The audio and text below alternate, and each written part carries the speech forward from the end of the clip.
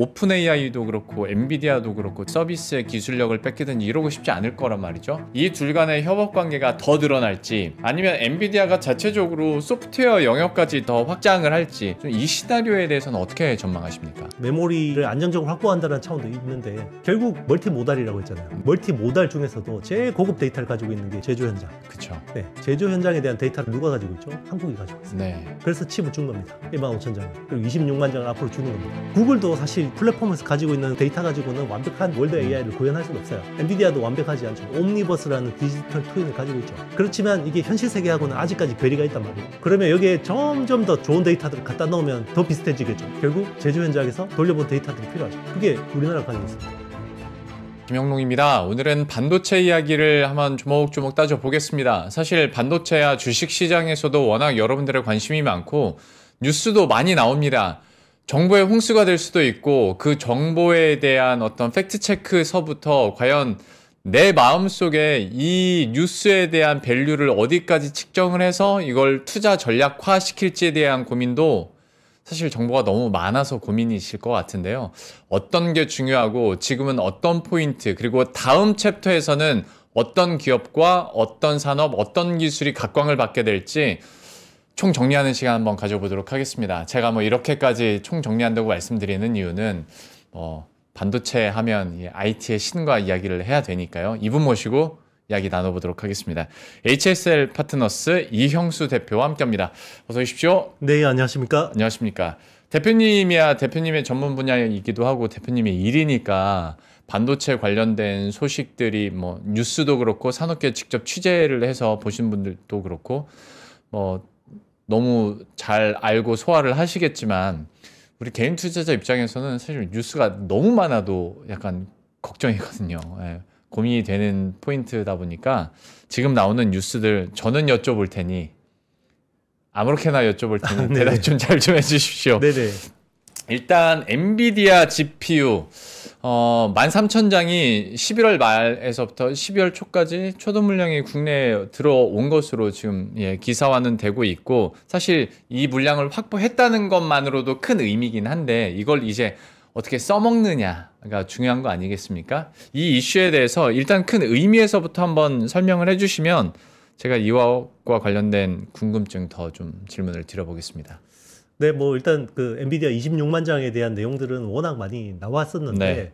결국 우리가 사실 굉장히 AI 관련된 제반 기술들이 되게 많다는 말이죠. 네. 네. 그런데 이제 그동안에 GPU가 없어서 못했던 것들이 되게 많았었거든요. 예. 그래서 이제 그 GPU 문제가 어느 정도 이제 해결이 되고 있기 때문에 물론 이제 GPU를 가져와서 이제는 데이터 센터에다 넣고 이걸 AI 클러스터를 꾸리는 거는 또 다른 맞아요. 이슈이긴 합니다만은 우리나라 뭐 기술 수준, 그리고 이제 뭐 이게 또 우리 독자적인 힘으로만은 또 할 수가 없는 거죠. 예. 심지어 젠슨 왕 엔비디아 같은 경우는 데이터 센터 설계도까지 공유하겠다 뭐 이렇게 지금 이제 굉장히 긍정적으로 이야기를 했기 때문에 저는 굉장히 속도가 날 거라고 보고 있습니다. 그래서 이런 것들이 이제 결국 우리 AI 기술 한 단계 레벨업하는 계기가 될 것 같고요. 그리고 이제 결국 이제 우리가 어떻게 보면 우리 나름의 어떤 퀀텀 점프, 우리 산업이 퀀텀 점프를 노리는 거는 결국 AI가 이제 적용되는 AX라는 이제 영역에서 피지컬 AI. 또 여기서 이제 굉장히 많은 기대를 하고 있기 때문에 적어도 이제 AI 혁명의 이제 중반, 후반부로 갈수록 우리의 어떤 저력 이런 것들이 굉장히 두드러질 수 있다 생각합니다. 근데 이게 우리가 뉴스에 좀 취하지 않았으면 좋겠는 게 13,000장 너무 좋죠. 근데 물량 자체도 아직은 초기일 뿐더러 이게 어쨌거나 사기업들에게도 가지만 우선 배정은 대학이나 연구소 이런 쪽이잖아요. 그러면 여기에서 뭔가 성과를 내려면 또 한 2, 3년 걸린다면서요.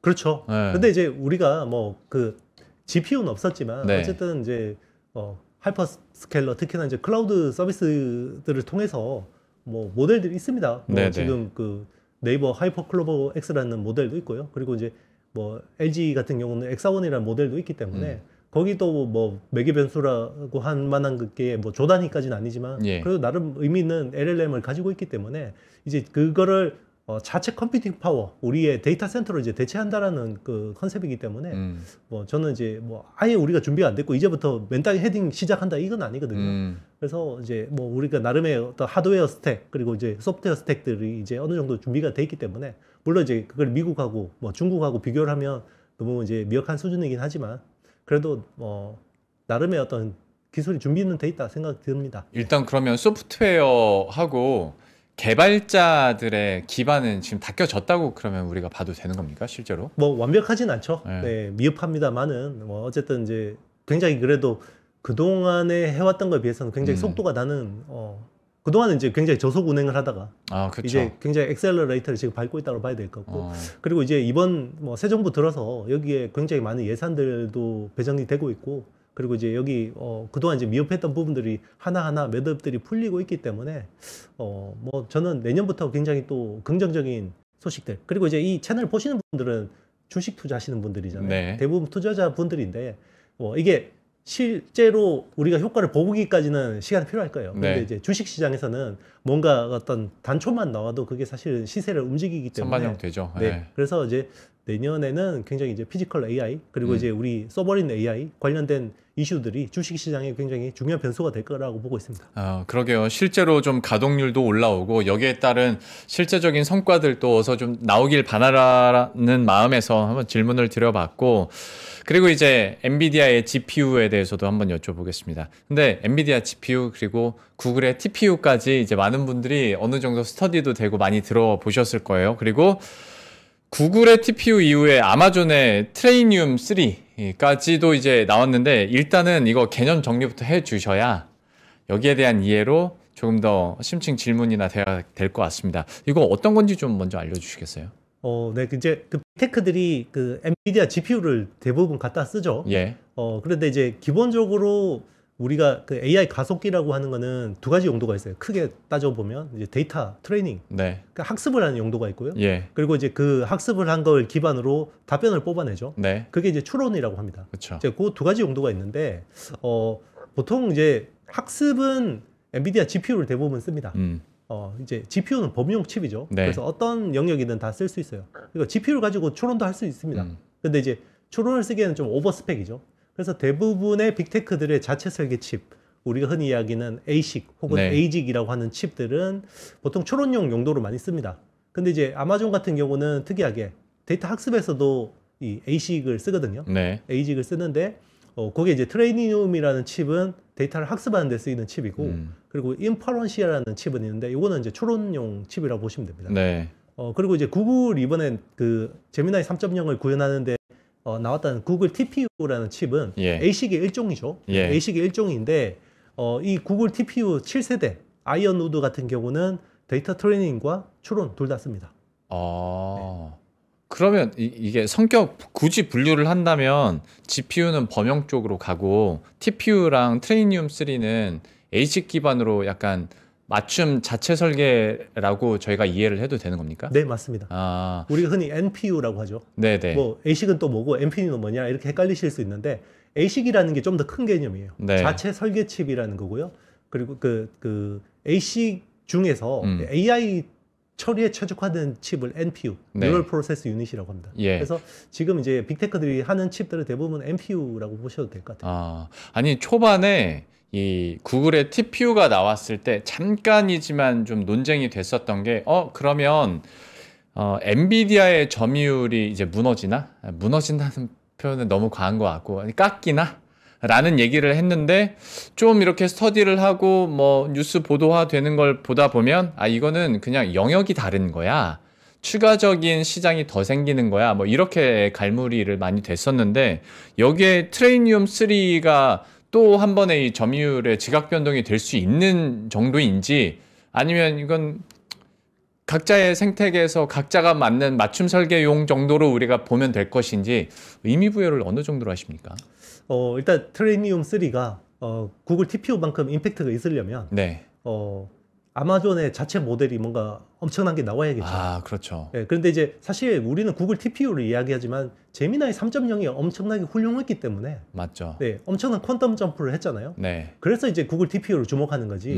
사실 아마존 같은 경우는 자체 모델이 아직까지 뭔가 엄청난 임팩트를 보여주지 못하고 있고 그렇죠. 그리고 오히려 아마존 같은 경우는 자체 모델보다는 아마존이 투자한 엔스로픽이라는 회사 네. 네, 거기 클로드라는 모델이 쓸만합니다.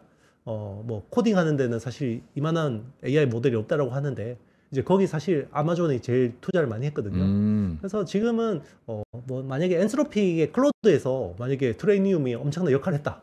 그러면 이제 구글 TPU하고 견줄 수 있겠지만 사실 뭐 지금은 구글 TPU만 잘 된 거지 ASIC 전반이 지금 잘 되고 있다 이렇게 보기는 좀 어려운 것 같아요. 왜 그러냐면 실제로 우리가 이제 AI 가속기라는 거는 뭐 데이터 트레이닝이든 아니면 추론이든 AI 가속기를 만들려면 TSMC 팹을 써야 되거든요. 네. 그리고 TSMC의 후공정을 반드시 써야 됩니다. 그게 코워스라고 하는 2.5D 패키징이죠. 네, 칩 온, 웨이퍼 온, 서버스트레이트라는 여기를 써야 되는데 그러면 잘 되는 칩은 코워스 캐파가 늘어날 거고 그죠? 네. 잘 안 되는 칩은 캐파가 좀 줄 거 아니에요. 예. 근데 지금 보면 ASIC 중에서 코버스 캐파가 늘어나는 쪽은 TPU를 제외하면 나머지 ASIC들은 오히려 규모를 좀 줄이고 있어요. 당초 계획보다는. 네. 네, 그러니까 지금은 ASIC 전반이 잘 된다고 하기보다는 구글 TPU만 잘 되는 겁니다. 그러면 이것도 어떤 개념적인 문제에 대한 건데 향후 장기적으로 봤을 때 뭐 클라우드 사업이랄지 AI 전반 사업에 대해서 GPU가 그래도 범용이니까 많이 쓰이는 겁니까? 아니면 각 회사별로 자체 칩을 개발을 해서 자체 소프트웨어나 서비스에 이렇게 접목하기는 ASIC 기반의 이런 맞춤 설계가 더 좋을 테니 이제 뭐 예를 들어서 TPU 쪽으로 더 많이 가는 겁니까? 이거를 저희가 어떻게 판단해야 돼요? 일단 그 엔비디아 GPU는 예. 계속해서 공급이 부족해요. 그러니까 이제 최근에 우리나라도 좀 사고 이러니까 네. 뭐 이제 공급이 원활한 거 아니냐 이거는 이제 상대적인 거고요. 네. 공급이 아주 부족하다가 네. 이제 좀 부족한 정도인 거예요. 그러니까 국가 단위로 사실 우리나라처럼 15,000장 이렇게 사는 경우도 별로 없습니다. 그렇죠. 네, 우리가 굉장히 많이 확보한 거라고 맞아요. 봐야 되는 거고요. 여전히 엔비디아 칩은 수요에 비해서 공급이 부족해요.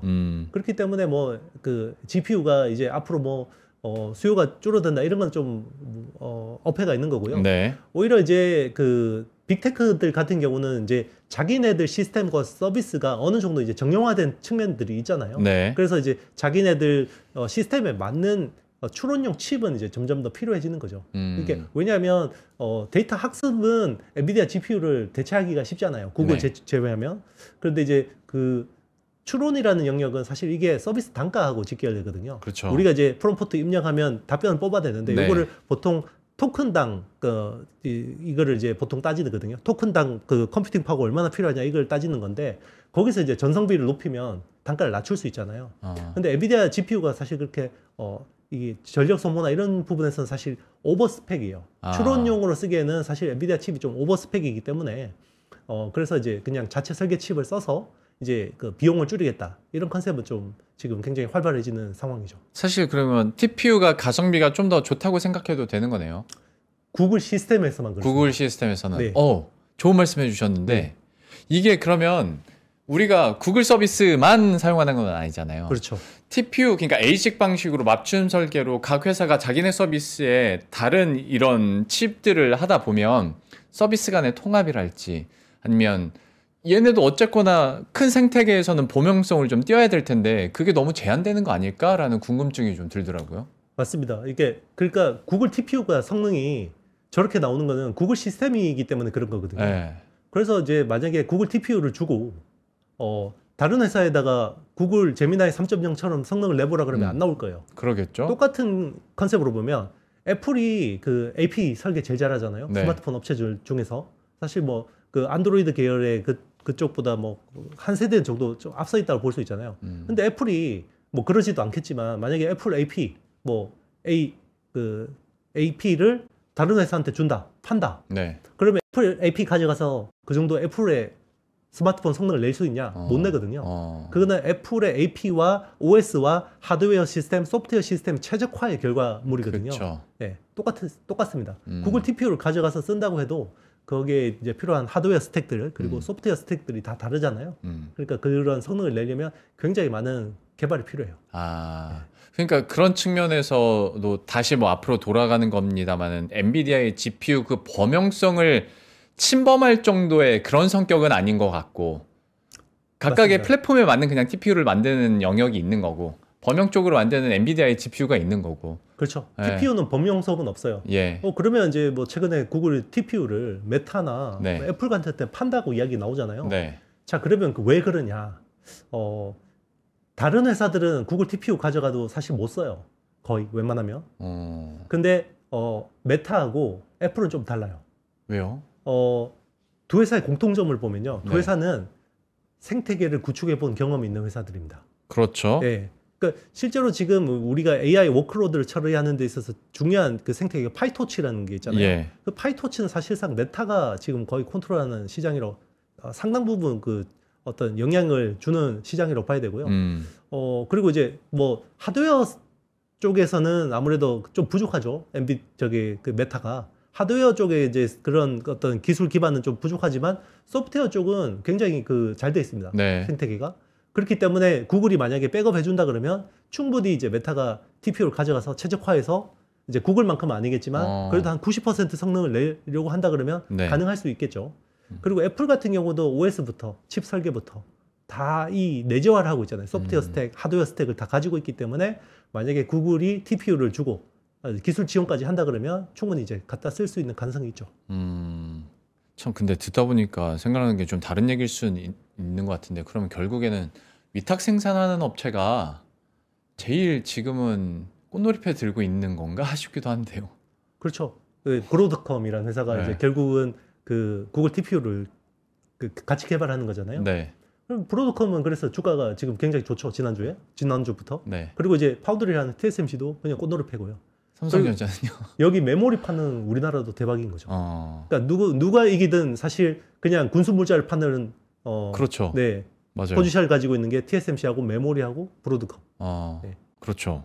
그러니까 갑자기 문득 그 생각이 들어서 이건 진짜 꽃놀이패를 갖고 있겠다. 브로드컴과 TSMC 그리고 우리나라의 삼성전자까지도 한번 기대해 보도록 하겠고 하던 얘기 계속 해보자면 그러니까 이 이야기가 계속 있어요. 이거 한 번만 똑같은 질문이지만 또 여쭤보고 다음으로 넘어갈게요. 엔비디아의 독점 체제가 지금처럼 유지가 될 거냐. 근데 또 한편으로 생각하면 점유율이 떨어지더라도 파이 자체가 커지면서 이익이 늘어나면 사실 투자자 입장에서는 점유율은 떨어진다 하더라도 이익 좋아지니까 괜찮은 거거든요. 어디에 조금 더 방점을 둬야 되는지 이것도 대표님께서 한번 설명을 해주시죠. 일단 엔비디아가 지금처럼 AI 가속기의 85%, 90%를 차지하는 시장은 비정상적이에요. 그렇죠. 네, 이게 네. 지속될 수는 없습니다. 네. 그리고 이제 실제로 젠스당도 몇 년 전에 한 2년 전에 우리가 중장기적으로 70% 미만까지 떨어질 거다. 마켓시어는 이런 이야기를 했어요. 왜냐하면 결국은 대체 칩들이 나올 거거든요. 네. 그런데 말씀하신 것처럼 엔비디아의 어떤 실적은 별로 그렇게 안 꺾일 거예요. 왜냐하면 그 시장이 커지는 속도가 훨씬 크거든요. 그렇죠. 네. 그러니까 2030년까지 여기서 뭐 20배, 30배 커진다 그러면 거기서 마켓시어를 내주더라도 엔비디아의 성장에는 뭐 큰 문제는 없죠. 네. 그런데 이제 투자하는 입장에서는 독점이 깨졌다라는 건 사실 단기 충격이 불가피합니다. 그런데 그런 시점은 오겠죠. 그러니까 단기적으로 지금 이제 시총 5조 달러잖아요. 근데 이제 여기서 독점이 깨졌다 그러면 단기 충격은 있을 수 있어요. 근데 네. 저는 그거 충분히 극복하고 다시 우상향할 거라고 보고 있습니다. 저도 그렇게 생각합니다. 네. 언제까지 독점을 할 수 없다는 건 투자자들도 다들 알 테고. 그러니까 엔비디아가 흔들렸을 때가 1차적으로 그게 있었어요. 이익 증가율이 좀 줄어들었을 때. 근데 언제까지 막 매출이 몇백 %씩 늘어날 수는 없는 거 아니겠습니까? 그렇죠. 나중에 시장이 이해하고 주가도 다시 회복을 하더라고요. 그런 측면에서 다시 점유율이 떨어지더라도 결국 파이가 커져서 뭐 가격 방어도 어느 정도 된 상태에서 이익이 늘어난다면 이거는 말씀하신 것처럼 주가가 출렁이더라도 충분히 회복할 수 있는 사안이지 않을까, 예, 그런 생각도 해보면서 그러면 또 이슈가 하나 있었기에 그 UBS 컨퍼런스 발표 내용 중에서 일단 이번 컨퍼런스에서 대표님께서 좀 눈여겨봤던 워딩이나 아니면 좀 이슈가 있었는지 그것부터 한번 설명을 해주시겠어요? 네, 그냥 기존에 나왔던 이야기들 뭐 수준인데 네. 아주 새로운 내용은 없었지만 그래도 여전히 탄탄한 저변을 가지고 가고 있다는 생각이 들었어요. 네. 젠스낭 형님이 이제 결국에는 우리들의 마음의 안심을 위해서 여전히 탄탄하다라고 해주시긴 한 건데 근데 이게 한편으로는 여전히 그러니까 선두 업체들의 입지가 계속 줄어드니까 더 이렇게 이제 입 바른 소리를 하는 거 아니냐라고 굳이 이제 비판하시는 분들도 있던데 아직 뭐 그런 단계는 아닌 거죠. AI 혁명이라는 게 네. 그 과거 테크 혁명하고 다른 거는요. 승자 독식이 굉장히 강하다, 뚜렷하다. 네. 이런 게 좀 특징이거든요. 왜냐하면 이게 이제 데이터의 중요성 때문이거든요. 네. 그러니까 결국은 컴퓨팅 파워가 데이터인데 결국 데이터는 선도업체가 제일 많이 가지고 있을 수밖에 없어요. 그리고 이게 계속 시간이 지날수록 선도업체한테 데이터가 더 쌓여요. 좋은 그쵸. 데이터들이. 그러니까 이제 각 영역에서 뭔가 독점적인 위치를 가지고 있는 회사들은 아주 큰 실수만 하지 않는다 그러면 제가 보기에는 이번 사이클에서는 그냥 위너가 될 가능성이 높다고 보거든요. 그 아이디어, 그러니까 투자 아이디어가 2023년 이후로 지금 업사이클에서 계속 먹히고 있습니다. 그러니까 연초부터 우리 이 사이클이 시작되면서부터 엔비디아 그리고 파운드리에서 TSMC 그리고 HBM에서는 SK하이닉스 네. 그 회사들 결국은 우상향했잖아요. 예, 지금까지. 예. 저는 더 갈 거라고 봐요. 아, 그러면 이제 엔비디아에서 베라 루빈까지 이제 이어지고 이게 진짜 구현이 되면 어쨌거나 지금보다는 순간적으로 또 근데 점유율은 더 공고해질 가능성이 있겠네요. 그렇죠. 네, 뭐 충분히 가능성이 있고요. 그리고 이제 그 대신에 이제 우리가 투자하는 관점에서 보면 이게 인프라라고 우리가 퉁쳐서 보지만 그 인프라에서 어떤 게 부족한지가 대충 나오잖아요. 네, 네. 그래서 제가 이번 AI 혁명이 시작되면서부터 우리 투자자들이 놓치지 말아야 될 키워드를 쇼티지, 공급 부족이라는 이슈를 이야기했었죠.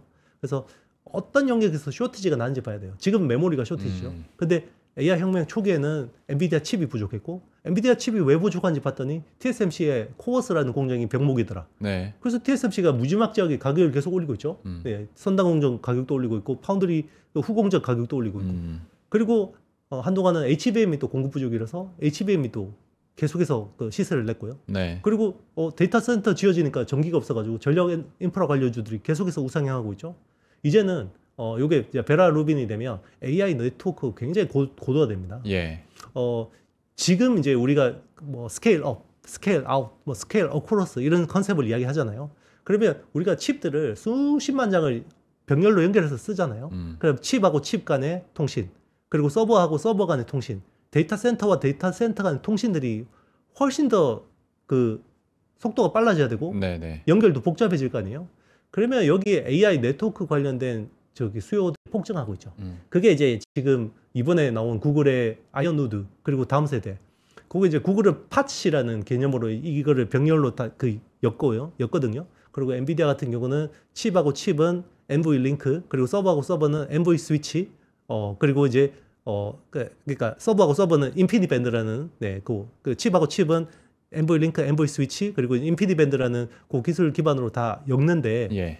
그쪽에 이제 속도가 그 네트워크 장비 기준으로 보면 지금 제일 빠른 게 800G, 800기가인데 요게 아마 2027년까지는 1600G, 그러니까 1.6테라까지 올라가거든요. 그럼 여기서 뭐가 문제가 되냐? 기존의 그 머티리얼 가지고는 속도를 못 따라와요.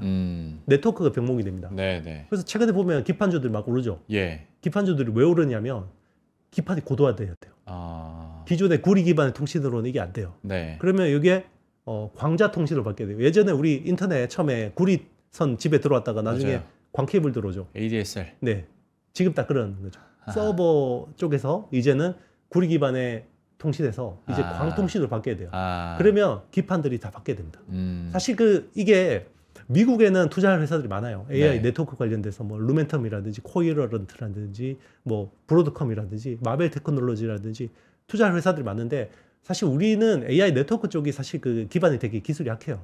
그래서 기판이 오르는 거죠. 네. 왜냐하면 그 기판도 바뀌어야 되니까. 그렇죠. 네. 그래서 요즘 보면 기판의 머티리얼 납품은 일본에 이제 유리섬유 납품하는 니토보. 예. 그러니까 지금 플라스틱 기반이 유리섬유를 직조해서 이걸 에폭시에서 담궈서 그냥 플라스틱을 만들거든요. 그 위에 이제 구리 동박을 해서 이제 CCL이라는 걸 만들어서 이제 기판을 적층해서 만드는 건데 거기서 이제 최근에 뭐 그 CCL 쪽에서는 두산전자, 두산이 주가 좋죠.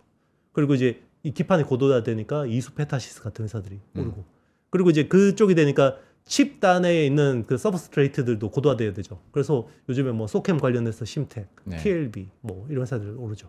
대덕전자, 삼성전기. 참 그러니까 AI든 HBM이든 그 생태계 안에서도 밸류 체인을 조금만 뜯어보면 분명히 쇼티지가 나는 쪽이 있고 여기에 대해서 투자 기회는 얼마든지 또 더 새롭게 나오는 것 같습니다. 맞습니다.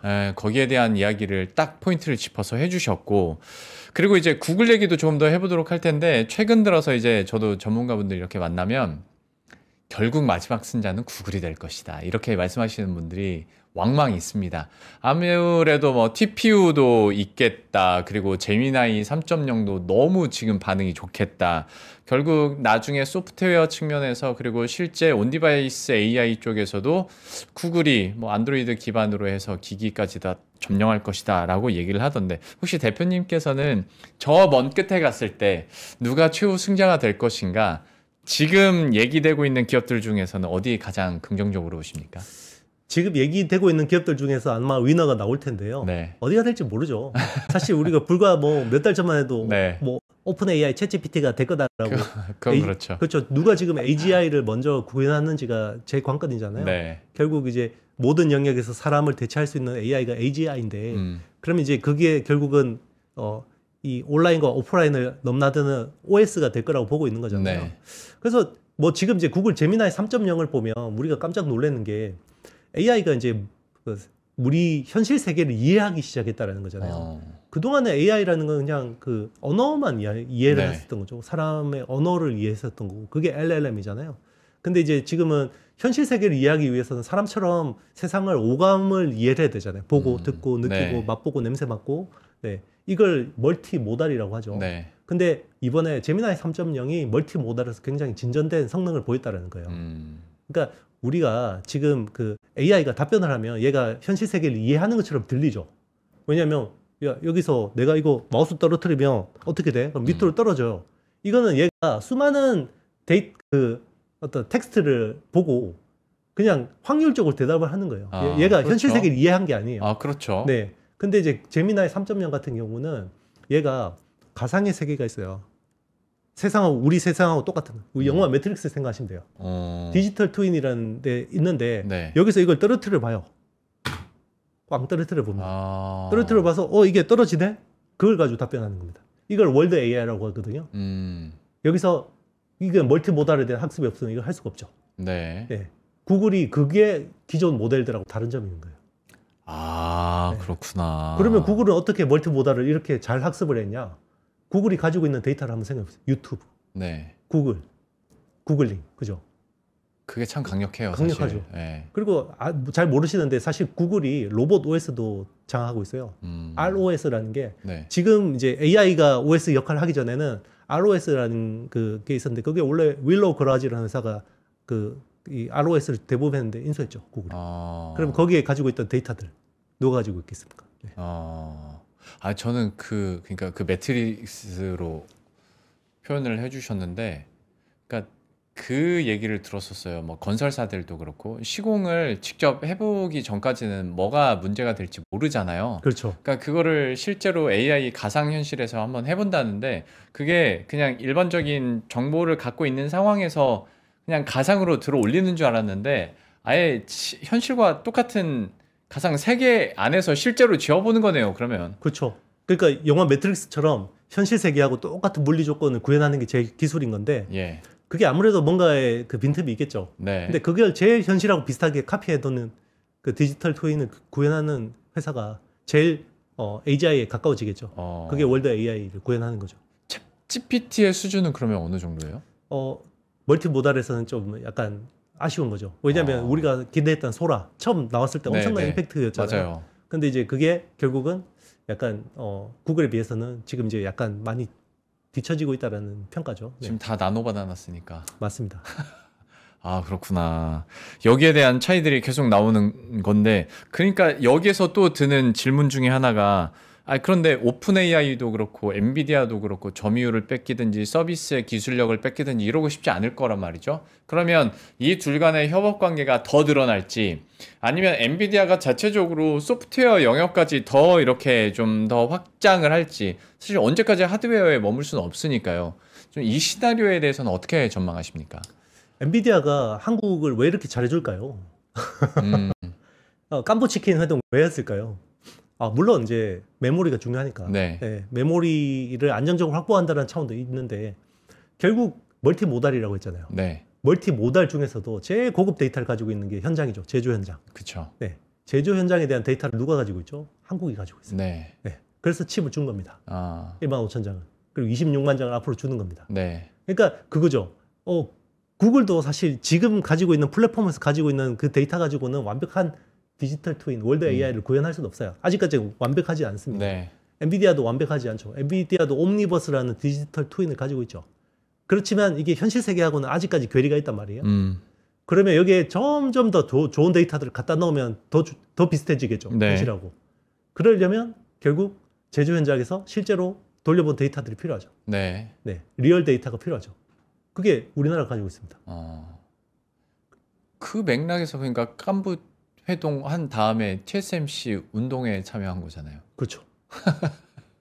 그리고 그 피지컬 AI 쪽에서는 사실 현대차를 낙점한 거예요. 엔비디아가. 진짜 그렇겠네요. 현대차가 로봇 제조 기술이 정말 뛰어나거든요. 그러니까 그래요. 자동차 제조 현장 가면 사실 로봇이 대부분 해요. 음. 근데 이제 그 로봇은 AI 기반 로봇은 아니죠. 이제 그냥 프로그램된 그렇죠. 로봇인데 네. 근데 그 프로그램된 로봇들도 사실 굉장히 많은 데이터를 가지고 있는 거죠. 오랫동안 이제 가지고 데이터들이 누적됐기 때문에 여기 AI를 올리면 훨씬 더 유연해지고 더 생산성이 올라가는 거죠. 그리고 보스턴 다이내믹스 가지고 있는 휴머노이드 로봇. 그렇죠. 거기도 AI가 올라가면 훨씬 더 파워풀해지는 거고 보스턴 다이내믹스가 그동안 쌓아왔던 수많은 리얼 데이터들이 있겠죠. 그러면 지금 테슬라와 엔비디아의 관계는 어떻습니까? 그러니까 경쟁도 하고 예. 견제도 하고 그런 거죠. 그러니까 네. 그런 것 같아요. 이 강약 조절을 되게 세련되게 하더라고요. 그러니까 이제 그 테슬라가 도조를 포기했잖아요. 예. 원래는 도조를 기반으로 그 AI를 구현을 하려고 했는데 도조는 사실 테슬라의 ASIC을 기반으로 그 구현된 거예요. 네. 이 시스템 자체가.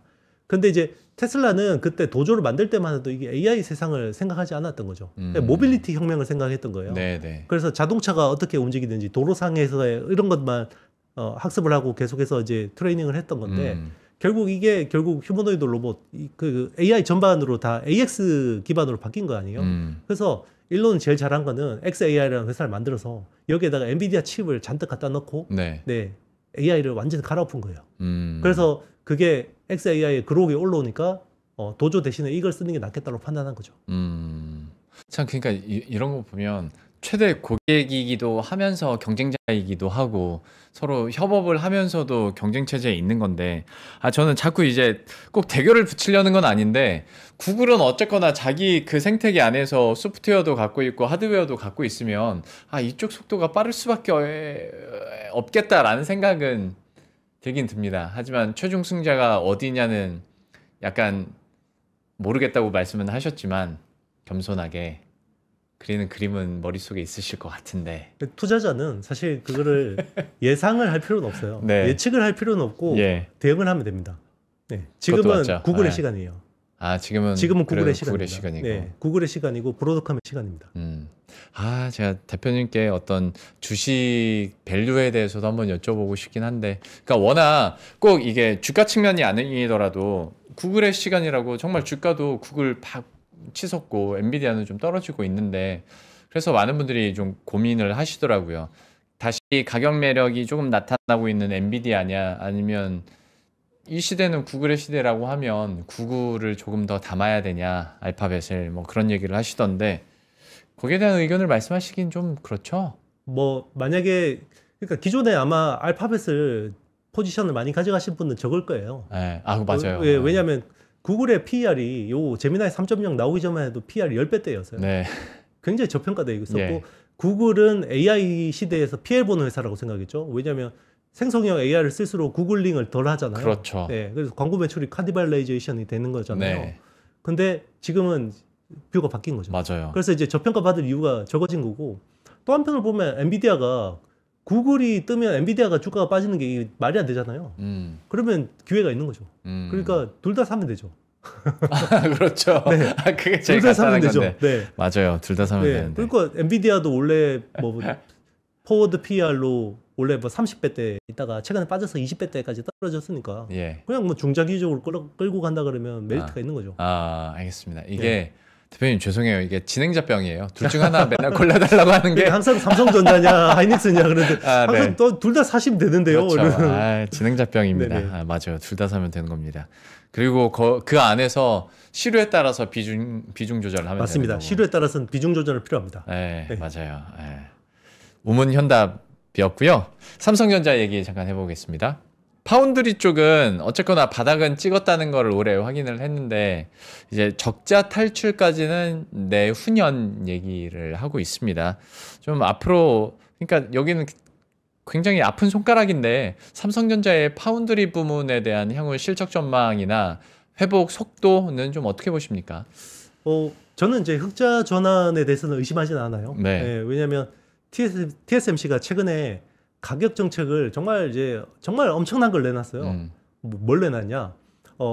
앞으로 이제 장기 계약하는 고객들, 네. 장기 계약. 그러니까 2026년부터 2030년까지 장기 계약하는 고객들에 대해서 가격 깎아줄 것 같죠. 보통 장기 계약하면 깎아주잖아요. 원래 그러면 10% 20% 할인을 해줘야죠. 할인해주죠. 네. 5에서 10%씩 매년 올리겠습니다. 라고 했어요. 아니 장기 우수 고객인데요? 네, 장기 고객. 왜 그런데요? 그러면 이제 장기 고객 아니면 더 많이 올리겠다는 거죠. 깡패네. 상한선을 준 겁니다. 상한선을. 자, 그러면 장기 계약하면 우리 연간으로는 10% 이상 안 올린다.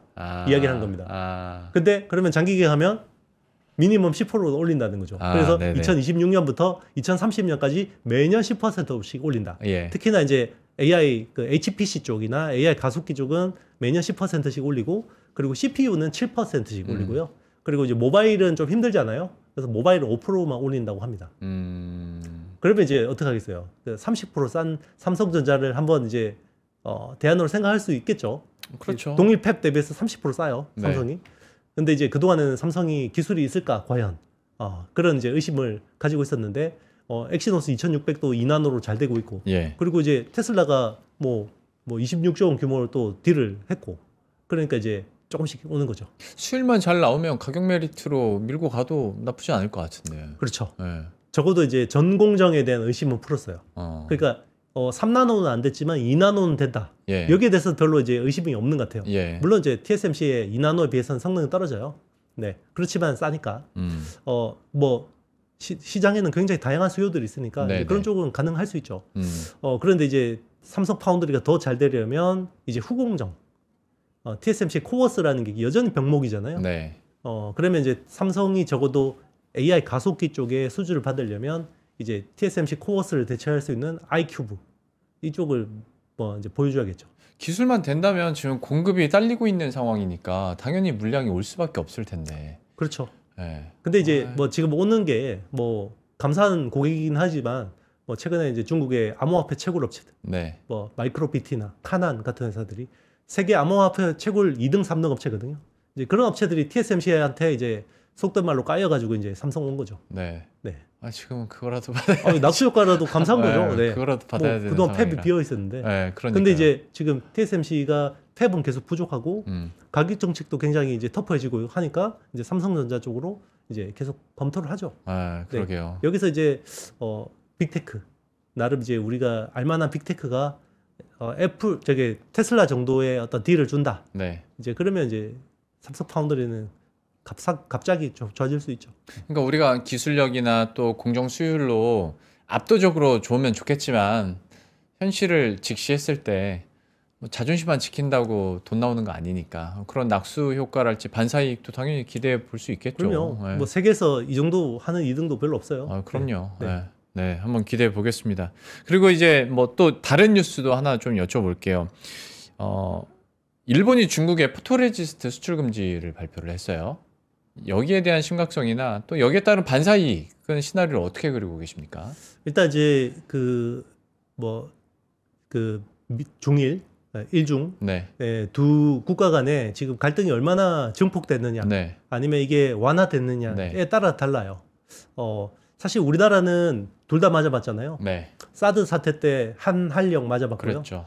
지금은 이제 중국이 그걸 똑같이 한일령을 때리고 있죠. 예. 관광객 통제하고 뭐 뭐 수산물 같은 것들 네. 수입 금지하고 뭐 그리고 이제 그 중국에 진출해 있는 일본 기업들 막 점검 나가서 괴롭히고. 강도로 치면 네. 한한령보다 지금 네. 정부 주도로 더 센 것 같더라고요. 그렇죠. 네. 이제 한일령을 하고 있는 거고, 그럼 일본은 또 2019년 때 이제 아베 소부장 사태라고 해서 3대 핵심 소재, 포토레지스트, 그리고 이제 고순도 불산, 그리고 이제 폴리이미드, 그걸 가지고 이제 우리나라를 때렸잖아요. 네. 그걸 이제 또 중국한테 그대로 때리고 있죠, 일본이.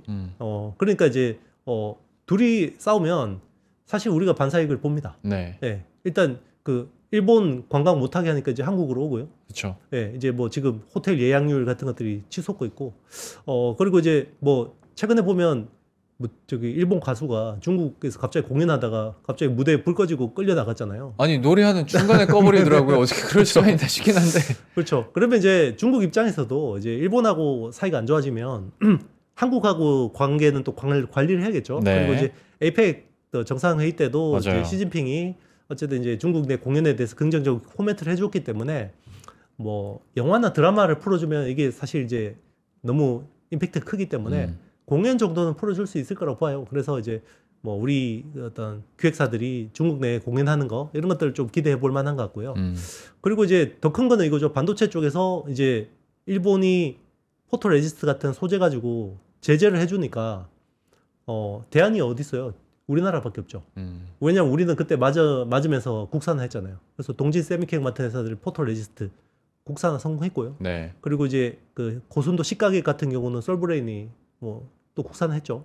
그리고 그 앞에 있는 이제 그 전 소재들도 뭐 경인양행이라든지 뭐 캠트로닉스라든지 뭐 이런 회사들이 많이 국산했기 때문에 뭐 그런 부분에서는 이제 그 우리가 또 일본의 대안이 될 수 있고, 그리고 이제 중국 입장에서도 그걸 지금 당장 소재 수급에서 문제 생기면 반도체 만드는데 문제가 생기죠. 네. 그래서 SMIC나 CXMT, YMTC 같은 회사들이 반도체 만드는데 타격이 되잖아요. 네. 가뜩이나 걔들은 우리하고 또 경쟁하는 업체들이니까. 네. 그럼 걔들이 좀 생산에 차질이 생기면 우리가 또 메모리나 이런 쪽에서는 그렇죠. 반사이익 볼 수 있고, 그리고 이제 SMIC 같은 경우 7나노에 문제가 생기면 이제 삼성 파운드리를 또 대안으로 찾는 중국 팬리스들이 생길 수 있고요. 뭐 그런 쪽에서는 이제 전반적으로 수혜를 볼 수 있다고 보고 있죠. 이게 그런데 중장기화 될 경우에는 우리가 수혜 폭이 더 커질 수 있는데, 네. 최근에 나온 이야기는 지금 이제 포토레지스트는 보면 11월부터 일본이 거의 90% 장악하고 있거든요. 예. PR 시장은. 예. 그 TOK, JSR, 그리고 시네츠 화학 뭐 이런 회사들이 있는데, 실제로 그 회사들이 중국으로 수출하는 물량이 11월에 네. 전달 대비해서 거의 30-40% 줄었어요. 네. 예. 그거는 이제 뭐 일본 정부 차원에서 뭔가 움직였으니까 그러겠죠. 그렇죠. 네. 그러면 이제 일단 지금은 재고가 있으니까 뭐 한 2-3개월은 크게 문제 없을 거예요. 근데 재고가 바닥나기 시작하면 어쨌든 빨리 한국산으로 대체를 하든지 비중을 어느 정도 해놔야겠죠. 그러겠죠. 네, 그런 쪽에서 우리가 수혜를 볼 수 있죠. 음. 그리고 이제 그 중국에는 수많은 글로벌 업체들 장비가 있잖아요. 네. 근데 미 중간에 갈등이 심해지면서 철수했죠. 맞아요. 어플라이드 머티리얼즈, 네. 램리서치, 특히나 노광 쪽에서 ASML, 그죠? ASML이 철수, 인력이다, 필드 애플리케이션 엔지니어들 다 빠졌잖아요. 그러면 이걸 누가 AS 해줬을까요? 일본 회사들 했어요. 그동안. 일본 회사들, 특히나 이제 니콘, 캐논. 네. 자, 니콘, 캐논 그러면 우리는 카메라 업체라고 생각하지만 얘들이 사실 90년대 이전까지 노광 기술의 ASML보다 더 뛰어난 회사들이었어요. 맞아요. 예. 그러니까 얘들이 유지 보수까지 해줬는데, 중국 내 노광 장비가 지금 아직도 한 1200대 이상이 있거든요. 그거 AS를 해줘야 되는데 최근에 그쪽 인력이 철수했답니다. 중국에서. 예. 그러니까 이게 확장되는 거예요. 그러면 AS 인력이 철수하면 거기 소모품 갈아주고 이런 것들. 그러면 이제 이게 우리 입장에서는 반도체 파츠 쪽이나 이런 쪽도 확장될 수 있다는 거죠. 수혜가. 그리고 참 그 산업 자체가 한번 이렇게 공급처로 계약을 하게 되면 다들 오래 가잖아요. 그렇죠. 웬만하면 바꾸진 않잖아요.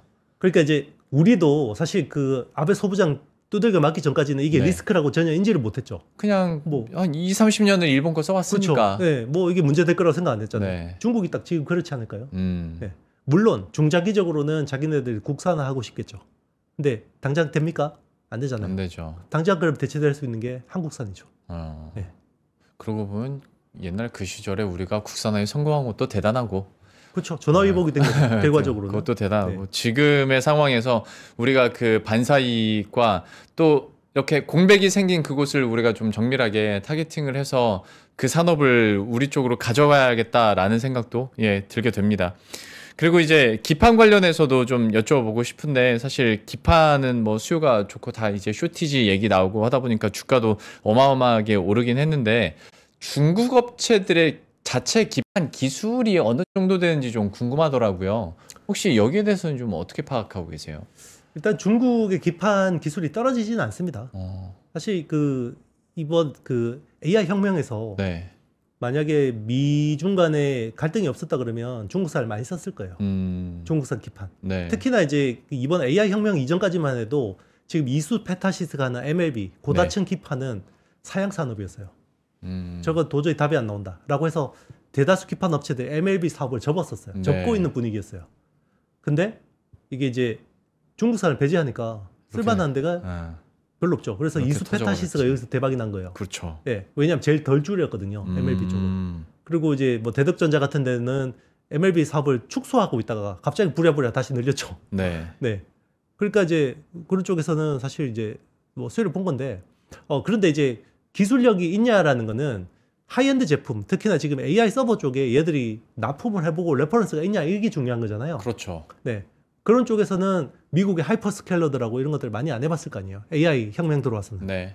그러면 이제 지금은 우리가 좀 더 중국에 비해서는 기술력은 레퍼런스는 이제 원래 하다 보면 기술 같이 배우는 거니까. 네네. 그런 쪽에서는 그래도 조금 앞서 있다고 봐야겠죠. 네. 기술력은 여전히 그러면 격차가 있다라고 하이엔드 쪽에서는. 하이엔드 쪽에서 미들엔드, 로엔드 쪽은 뭐 가격 경쟁이 안 되고요. 중국이랑. 그거는 사실 어느 산업이 다 비슷한 그렇죠. 그런 현상인 것 같은데. 그러면 이제 제가 또 걱정 아닌 걱정이 되는 부분이 이렇게 수요가 필요해서 기판이 쇼티지라고 하고 그러면 만들어줘 하면 증설을 하고 캐파를 늘릴 거 아닙니까? 그런데 특히 이런 기판 쪽 같은 경우에는 어느 순간에 갑자기 오버 캐파가 된다고 시장이 인식하는 순간 무너져 버리거든요. 그리고 이제 사이클 끝났다는 얘기 나오고 이 걱정은 안 해도 됩니까? 수요가 너무 탄탄해가지고. 그 걱정을 해야죠. 네, 근데 지금 할 건 아닌 것 같습니다. 아, 지금 할 건 네. 아니다. 그거는 뭐 비단 기판뿐만 아니라 네. 메모리나 우리 IT 산업 전반이 다 걱정해야 되는 겁니다. 그거는 이제 반도체 사이클 자체가 꺾인다라는 거기 때문에 네네. 보통 이제 반도체 사이클이 제일 마지막에 꺾일 때 끝물이 기판이라고 하거든요. 네. 네, 당연히 영향을 주죠. 근데 뭐 사실 빅테크들이 지금 AI 군비 경쟁을 꺾을 것 같지는 않아요. 네. 예. 최근에 뭐 이제 빅테크들이 회사채 발행하기 시작하니까 막 AI 버블론이다 그러면서 막 놀라고 했는데 네. 회사채 왜 발행하겠어요? 투자 더 하려고 하는 겁니다. 근데 왜 그게 반도체 사이클을 꺾이겠어요? 그렇죠. 페이지 1에서 페이지 2로 진입하는 겁니다. 사이클은 계속해서 업사이클로 가는 거고요. 물론 이게 갑자기 또 내년에 갑자기 뭐 출렁할 수도 있어요. 그거는 갑자기 뭐 AGI가 개발되거나 아니면 이제 뭔가 이제 성패가 엇갈리거나 예, 그럴 경우에는 뭐 가능성은 있죠. 그리고 이제 빅테크들이 이거 너무 투자가 과한 것 같아. 이제는 뭐 투자 많이 안 하고 기존에 이제 알고리즘 가지고 뭔가 될 것 같아라고 하면 되겠죠. 네, 그동안 안 됐는데 갑자기 되겠어요? 네, 그렇죠, 맞아요. 네, 지금 할 걱정은 아니다가 진짜 정답인 것 같아요. 그렇죠. 그래서 뭐 저도 이 업사이클이 뭐 내후년까지 될지는 모르겠어요. 근데 지금 뭐 계약하는 분위기 보면 내후년까지 다 지금 업사이클을 크게 걱정 안 하는 분위기거든요. 네. 근데 뭐 저는 어쨌든 그 정도까지는 뭐 파악할 능력은 없고 적어도 내년 업한 건 좋은 것 같다. 그럼 내년 업한까지 좋으면 주식으로 보면 내년 상반기까지는 편하게 가도 되지 않냐. 네. 최소한 이렇게 보는 거죠. 제가 드렸던 오버캐파에 대한 걱정이 사실 맥락으로 보면 AI 버블론 고민과 비슷한 것 같아요. 똑같습니다. 네. 네. 근데 지금 할 건 아닌 건 확실한 것 같습니다. 그렇죠. 네. 적어도 한 뭐 6개월 뒤에는 고민을 해야 되겠죠. 네. 6개월밖에 안 됩니까? 그러니까 그때는 이제 좀 그 2027년에 대한 수요를 또 그렇죠. 고민해야 되니까. 네. 알겠습니다. 그러면 지금 이 상황들 최근에 나왔었던 기술이나 제품이나 뉴스에 대해서 살펴봤고 우리 국내 업체들의 기술력부터 삼성전자의 상황까지는 살펴봤는데 이걸 투자 관점에서 봤을 때 우리가 11월 중순부터 계속 고민했던 게 반도체 오케이, AI 오케이. 그러면 여전히 좀 속도가 느려져도 삼성전자와 SK하이닉스냐 아니면 이제는 중소형주의 때가 왔다라고 해야 될지 온다라고 해야 될지 모르겠습니다만은 12월 들어서 더더욱 이쪽으로의 무게추가 더 커지고 있거든요. 반도체 중소형주에 우리 투자자들의 룸이 더 많이 남아 있는지에 대해서는 어떤 투자 의견 가지고 계세요? 이거 되게 많이 물어보거든요.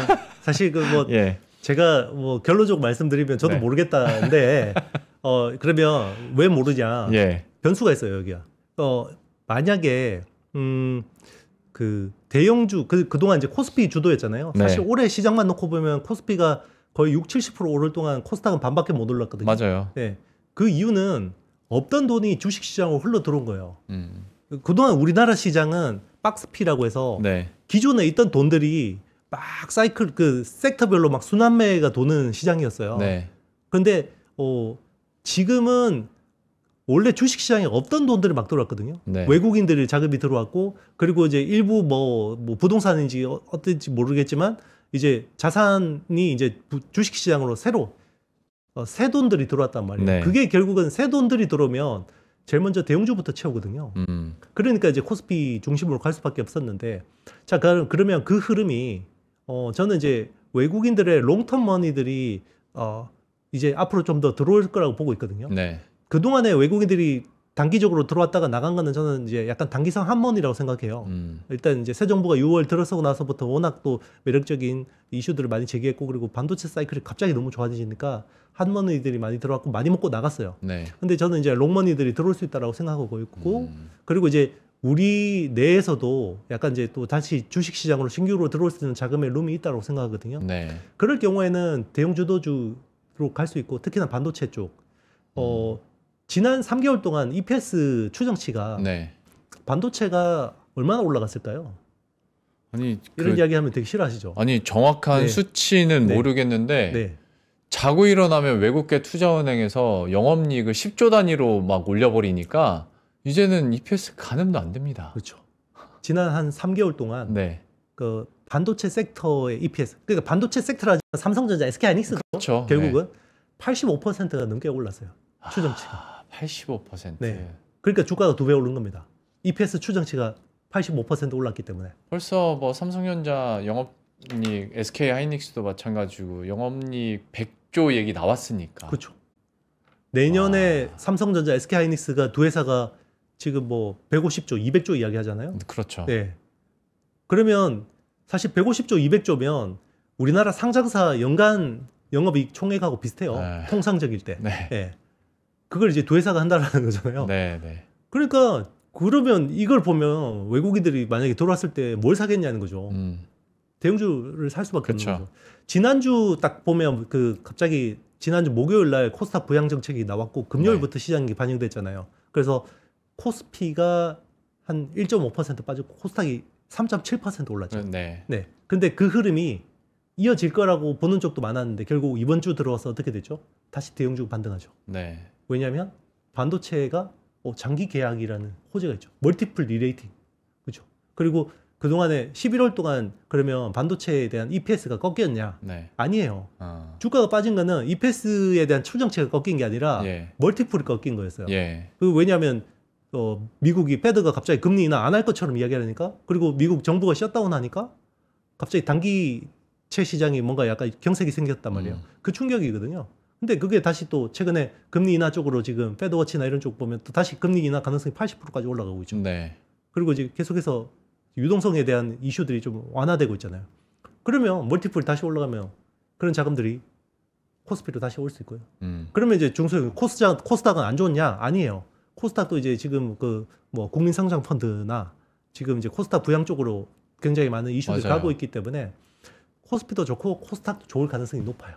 그러니까 그게 네. 좀 궁금했었거든요. 산업적으로나 숫자로 봤을 때는 여전히 삼성전자나 SK하이닉스가 맞는 것 같은데 정부 정책 측면에서 봤을 때는 어쨌거나 중소형주를 살리겠다는데 지금 중심이 되는 산업은 AI 반도체니까 약간 소부장 쪽이 소위 그러니까 투자 이익률은 더 높지 않을까라는 것 때문에 계속 비슷한 질문을 드리게 되는 겁니다. 예. 그러니까 이제 저도 그 12월부터 반도체 소부장을 봐야 된다고 계속해서 이야기를 했고 실제로 이제 반도체 소부장이 좀 오르긴 했어요. 네. 근데 제가 생각한 것보다는 그 탄력이 약해요. 왜 그러냐? 삼성전자고 SK 하이닉스의 내년 캐펙스 전망이 안 나와요. 왜 안 나오냐? 여기 굉장히 많이 얽히고 설켜 있습니다. 왜냐하면 그러니까 되게 네. 큰 그림에서의 투자 네. 금액은 나오긴 했는데 네네. 정확한 캐펙스에 대한 숫자는 못 안 나와요. 보겠네요. 세부안이 없어요. 그리고 지금 그 대충 러프하게 나오는 금액도 그게 가변성이 굉장히 커요. 변동성이. 밴드 안에서 있어요.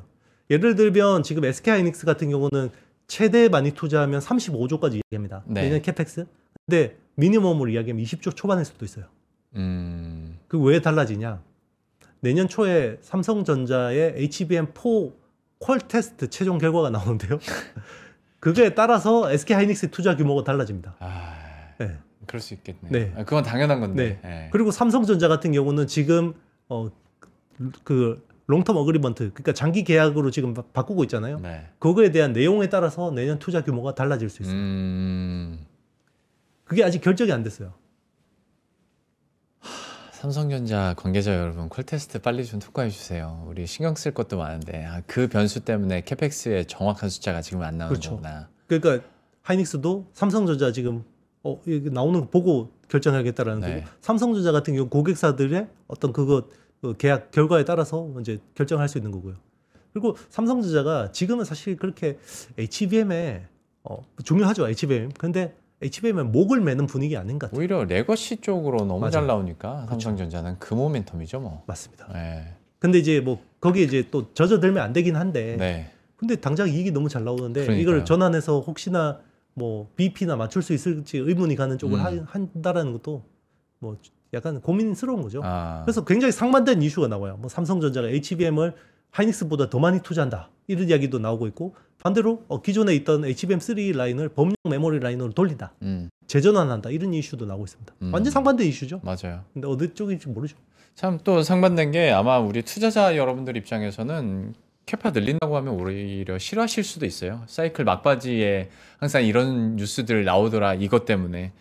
한번 보시죠. 이거는 진짜 말씀하신 대로 얽히고 설킨 일이라 캐펙스가 숫자가 어떻게 나올지는 모르겠습니다만은, 아무튼 이것까지 우리가 면밀히 보면서 대형주냐 중소형주냐, 그리고 반도체에 대해서 언제부터 우리가 그래도 좀 조심을 해야 될 것인가의 답도 내년 상반기쯤에는 좀 나오지 않을까 싶습니다. 시간이 많이 가서 이제 대표님과는 이 정도로 마무리 짓고 인사드리도록 하겠습니다. HSL 파트너스의 이형수 대표와 함께했습니다. 오늘 말씀 고맙습니다. 2026년 준비되셨나요?